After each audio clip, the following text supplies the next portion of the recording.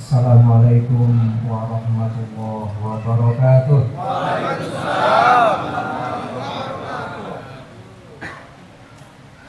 Bismillahirrahmanirrahim. Alhamdulillahilladzi ja'ala al-laila wan-nahara khilfatan liman arada an yadhakkara aw arada syukura. Asyhadu an la ilaha illallah wahdahu la syarika lah, alladzi khalaqal mauta wal hayata liyabluwakum ayyukum ahsanu amala.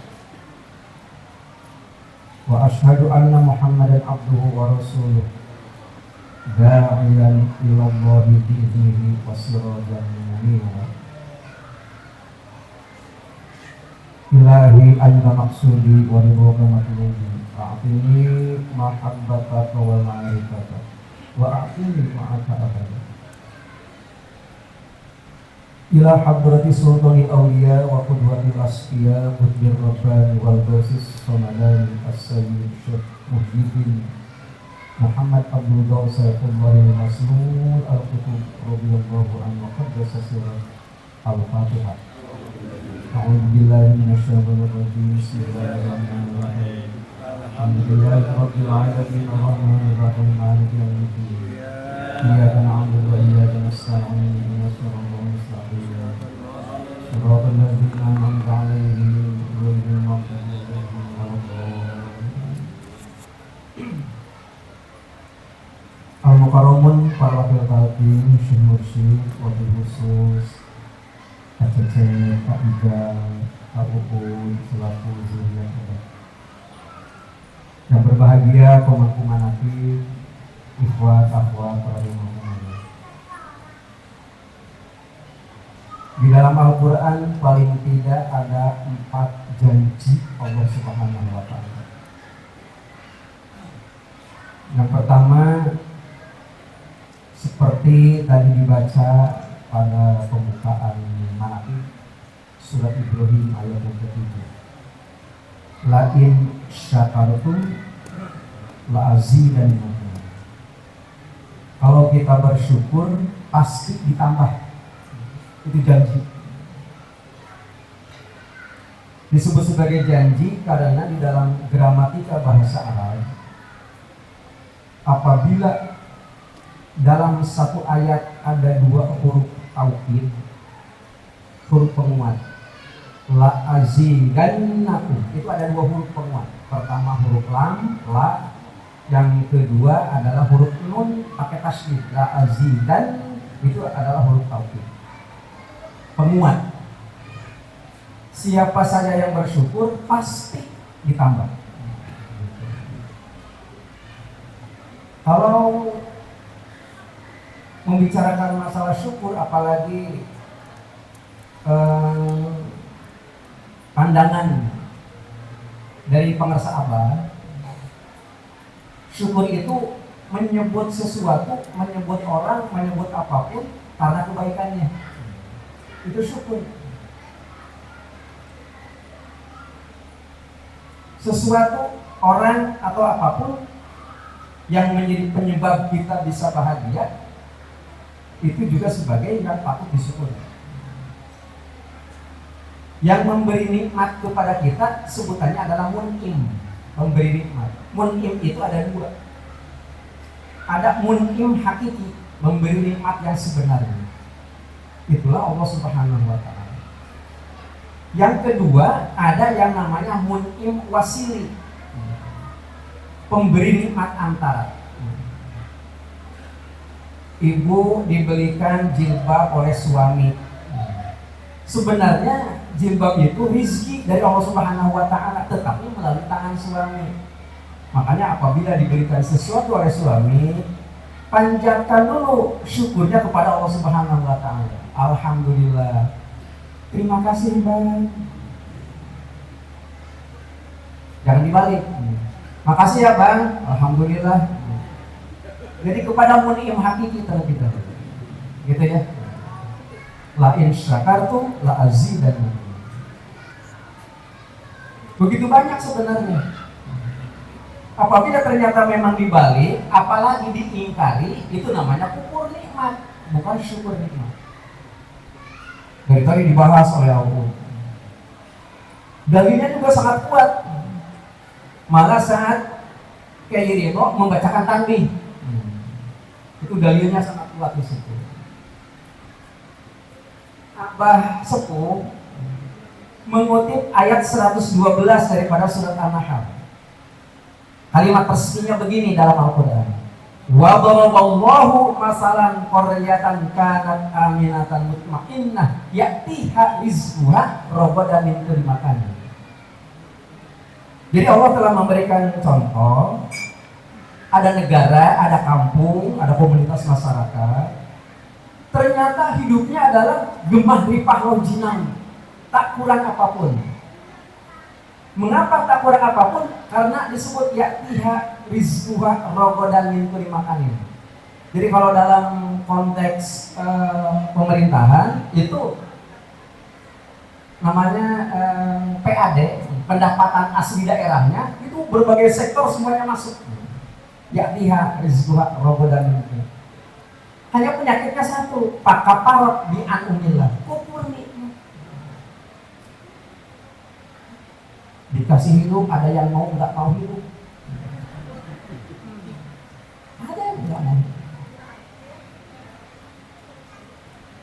Nabi malah mensinyalir ada kalimat begini, kullu ummati yadkhuluna jannah illa man aba. Semua umatku itu masuk surga kecuali yang nggak mau. Berarti ogah. Yang ogah artinya nggak mau. Itu masuk ke dalam kategori kufur. Di akhirat fasilitas hanya ada dua. Ada surga, ada neraka. Kata Al-Quran, nggak ada fasilitas ketiga. Nggak sama nggak mau masuk neraka, sekalipun nggak masuk surga, pengennya di tengah-tengah. Nggak ada. Coba lihat ayat 73 surat Az-Zumar. Wasiqal ladzina kafaru ila jahannam zumar. Orang-orang kafir yang ingkar, yang kufur, itu digiring berduyun-duyun menuju neraka jahanam. Hatta idza ja'uha, begitu sampai di depan pintu neraka jahanam, futihat abwabuha, otomatis pintunya buka sendiri. Kayak kita masuk gedung bertingkat begitu. Dekatin aja pintu, buka sendiri, nggak usah dipegang, dekatin aja. Ngejuptak jahanam. Begitu. Tapi ada lagi fasilitas yang kedua. Wasiqal ladzina, ayatnya ke-75. Wasiqal ladzina taqaw rabbahum ila jannati zumar. Ahli takwa, kelompok takwa itu digiring menuju surga, sampai depan pintu surga, ternyata surganya pintunya nggak mau buka. Ditanya dengan huruf waw, lihat. Setelah kumpul baru dibuka. Jadi untuk bisa mendapatkan kebahagiaan itu perlu kerja dulu. Janji Allah Subhanahu wa taala yang pertama adalah la in syakartum la azidannakum. Pasti. Kalau kita bersyukur, umur itu lebih berkah. Semuanya kan pengen panjang umur ya. Pengen panjang umur. Siapa yang mau manjangin siapa? Nggak ada kan yang bisa menjamin umur. Yang dibutuhkan adalah berkahnya umur. Itu yang pertama. Janji Allah yang kedua adalah ayat yang ke-152 surat Al-Baqarah. Fadhkuruni azkurkum. Ingatlah kau kepadaku, aku pasti ingat kepadamu. Berapa besar kasih sayang Allah kepada kita itu bergantung kepada seberapa besar ingat kita kepada Allah. Itu janjinya. Kalau selalu ingat, itu sangat besar respon Allah Subhanahu wa taala kepada kita. Tapi kalau ternyata ingatnya hanya kadang-kadang gitu. Kalau lagi eling, bukan Allah tidak tahu, bukan, hanya Allah memberikan respon juga akan begitu. Kadang-kadang. Makanya tadi ungkapan dalam bahasa Sunda, cikaracak ninggang batu, laun-laun jadi lego. Taicak-cak ninggang buntu, laun-laun jadi lego. Umpamanya nih, bagaimana caranya kita bisa merasakan apa yang sebenarnya menjadi kendala dalam hidup ini? Dicoba. Nah, dicoba itu sendiri tentu akan ada dua kemungkinan. Pertama berhasil, yang kedua gagal. Yang namanya gagal itu sendiri artinya nggak mau mengulangi lagi. Kalau yang namanya gagal, itu tidak berarti orang itu sendiri tidak melakukan sesuatu, bukan. Nggak mengulangi lagi.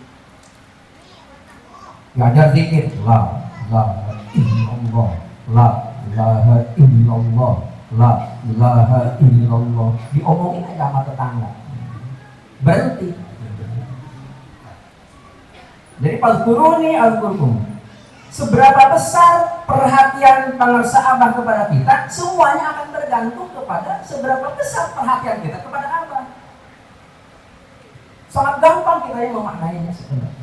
Ini Al-Quran Al-Baqarah 150. Itu janji Allah yang kedua. Ada lagi janji Allah yang ketiga, surat Ghafir ayat yang ke-60. Wa qala rabbukum ud'uni astajib lakum. Yang dibutuhkan pede kata Allah tadi.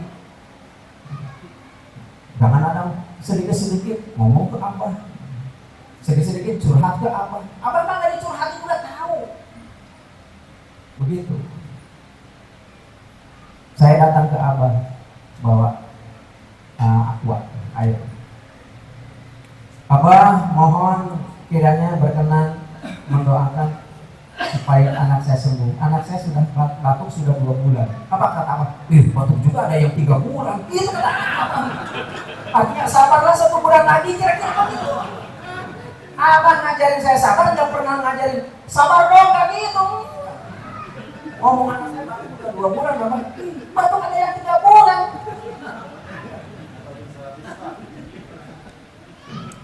Jadi Abah sebagai syekh mursyid itu mengajari kita bukan kadang-kadang gitu ya. Jadi sesuai dengan kemampuan akal kita. Kalau kita kan biasa datang ke Abah. Dalam dunia teknologi, informatika dan teknologi, IT, kecanggihan Abah itu sudah lebih daripada Bluetooth. Ada orang, ini saya saksikan pada waktu di Grand Puri Laras, yang saya lihat sendiri gitu ya. Pada waktu Abah memimpin acara di Grand Puri Laras Ciputat di rumah kediaman Kiai Andi Saprani di Bupus. Ada orang perempuan bawa botol. Karena banyak yang ini antri gitu ya. Kata Abah kumpulin sini. Abah lihat aja gitu. Udah. Rupanya ada yang penasaran. Ada yang penasaran ingin disentuh oleh Abah. Begitu mendekati Abah, udah san. Enggak usah mendekat Abah lagi, udah san. Apa itu artinya? Abah kemampuannya lebih daripada itu. Doa itu dipindahkan itu melalui mata saya. Pindah sih. Apalagi kalau yang datanya anak-anak. Mau air. Abah nggak usah ngomong. Bluetoothnya apa sampai begitu? Itu satu tanda bahwa ternyata memang ud'uni astajib lakum. Minta kepadamu, kepada Allah Subhanahu wa taala. Aku beri. Nah ini kita kurang pedenya semacam begitu, padahal Abah sudah memberi. Abah sudah memberikan sesuatu dan sesuatu itu sendiri harus kita pakai.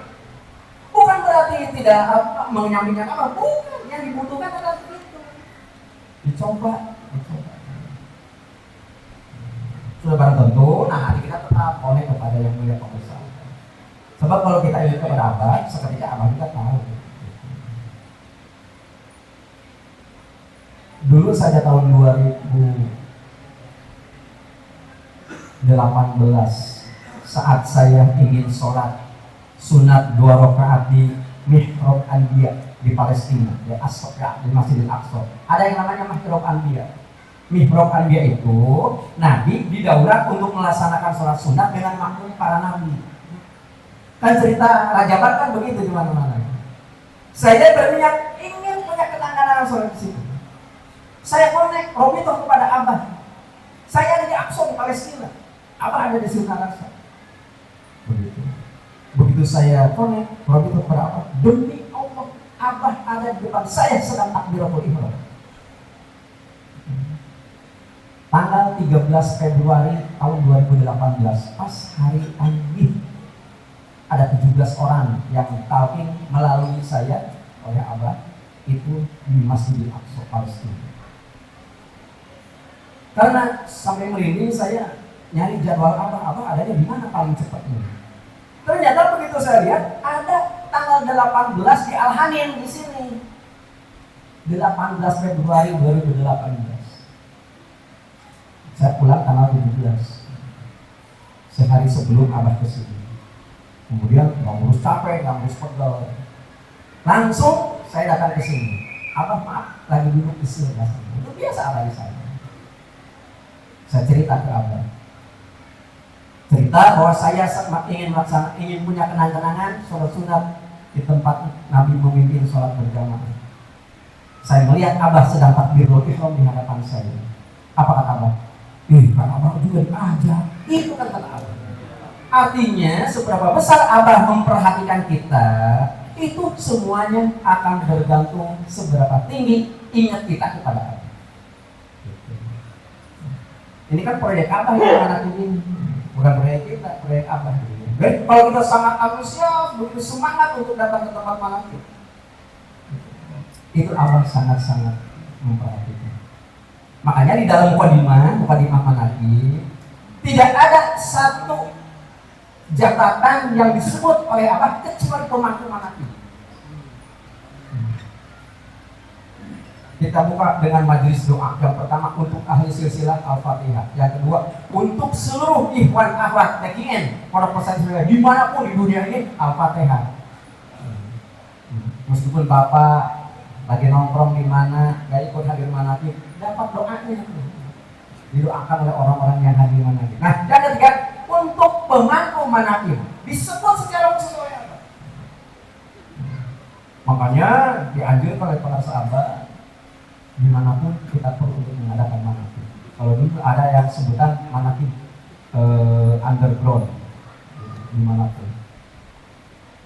Saya datang ke steam cuci mobil dicuci oleh orang yang nyuci, kita mana? Kita sedang apa mancing umpamanya mancing gitu ya mancing aja gitu kan kita bisa mancing sendiri. Meskipun Abah mengatakan tidak ada manaqib yang sendiri.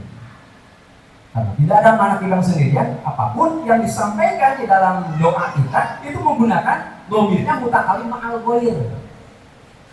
Ayat 29 surat Al-Mu'minun aslinya kalimatnya Rabbi anzilni munzalan mubarakan wa anta khairul munzilin. Tetapi Abah karena mengabadikan kebersamaan kita, Rabbana anzilna munzalan mubarakan wa anta khairul munzilin. Semuanya begitu.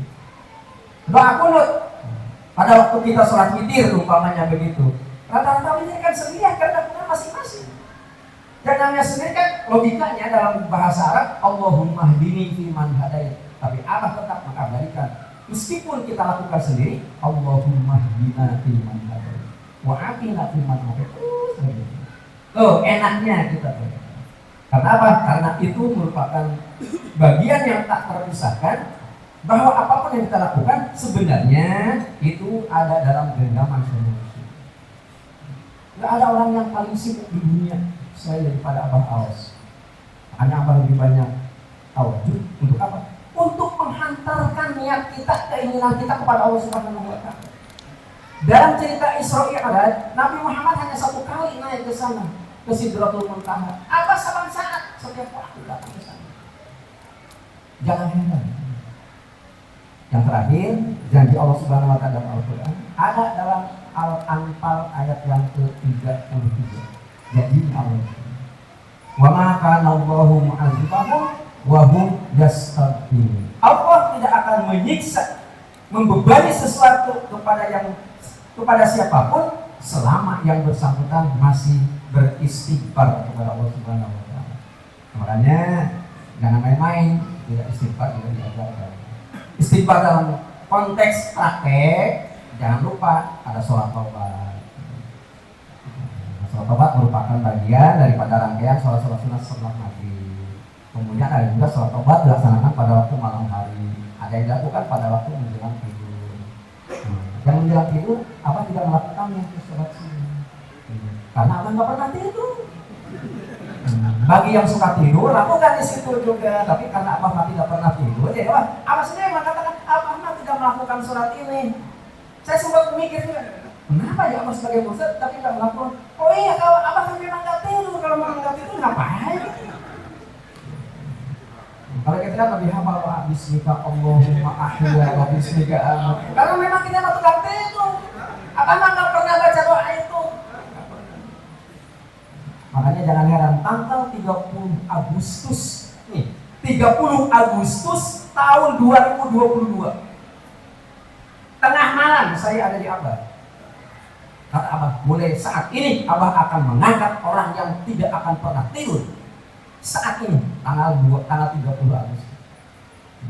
Karena apa? Karena kita mah pekerjaan tidur mulu.